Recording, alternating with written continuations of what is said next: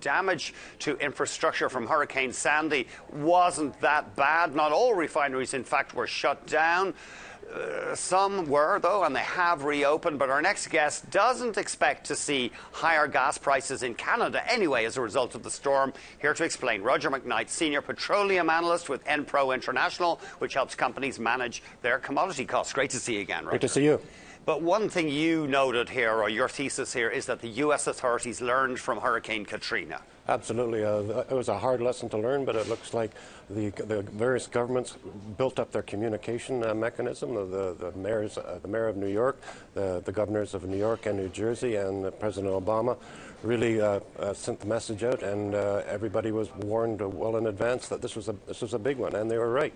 Now, we're hearing today that crude oil is up partly because the big U.S. ports haven't fully resumed imports of crude. Do you buy into that? I don't see that at all, because the crude oil inventories are well above the 5-year average, and the U.S. inventory report that's going to come out tomorrow will only reflect the inventories up to last Friday. So don't pay attention to it. Don't pay attention to it at all. But the backdrop here has been a pretty relentless rise in U.S. crude inventories, I think I'm right in saying. That's right, that's right. And what really concerns me right now is not the crude oil inventories, it's what we call distillate inventories. That's heating oil, jet fuel, and diesel fuel. Those are well below the 5-year average. And if we get a cold snap, that's going to drive up the demand for heating oil, and gasoline prices will go up in sympathy. The other thing is that the state of New York now requires that the heating oil be ULSD, or ultra-low sulfur diesel quality, 50 parts per million, as opposed to 500 parts per million. That's going to put very high pressure on diesel prices, and it's going to, once again, drive up gasoline. It all depends on the weather. I know it's ridiculous. We have to worry about the weather. It's always that way, though, yeah. Yeah, it's the weather or politics, isn't it? So if distillate prices jump, dragging gasoline up in the slipstream, this is once again going to boost the margins of the big refiners, presumably. Right. We're talking about Valero and people? Especially Valero. They're the largest independent refiner in the U.S., and they have the ability to process the oil sands type of high sulfur and very high density. Let's get on to politics here. You reckon that if President Obama retains the White House, he won't be in a hurry to approve the Keystone XL expansion? Well, he hasn't been in a hurry for the last 3 years, so I don't see him being in a hurry in the next 4 years. He's very left-wing. He's very strong on the environmental side.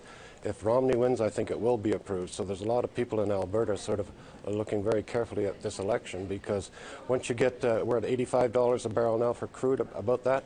If it hits 80, then the finances don't work out too well for producing new oil sands projects. Right, I mean, because we've got this oil strand in the middle of the continent, Keystone's designed to help relieve that, but our oil sands producers are facing this double discount right now. That's right, and the Northern Gateway, I think, is not going to go through. If the Keystone doesn't go through, that leaves one option, that's go west to east. Now we've got a problem in that regard, too, because the new Quebec government doesn't like the sound of oil sands, the so-called dirty oil. And now we're even here that the state of Maine is starting to have some environmental problems too, because we want to ship it from Alberta basically right to Portland, Maine, and export it either over to Europe. So that's amazing. So just to wrap it up, TransCanada musing about turning some of their giant gas pipeline to shipping oil, bitumen, eastwards. But you think it will happen ultimately, but there will be a battle over it. There will be a battle and another delay and more financial problems for the people in Alberta and Canada. Roger, thanks so much for joining us. I'm so cheerful, aren't I? No, we always love having you. Thanks, man. Okay. Roger McKnight, Senior Petroleum Analyst with Enpro International.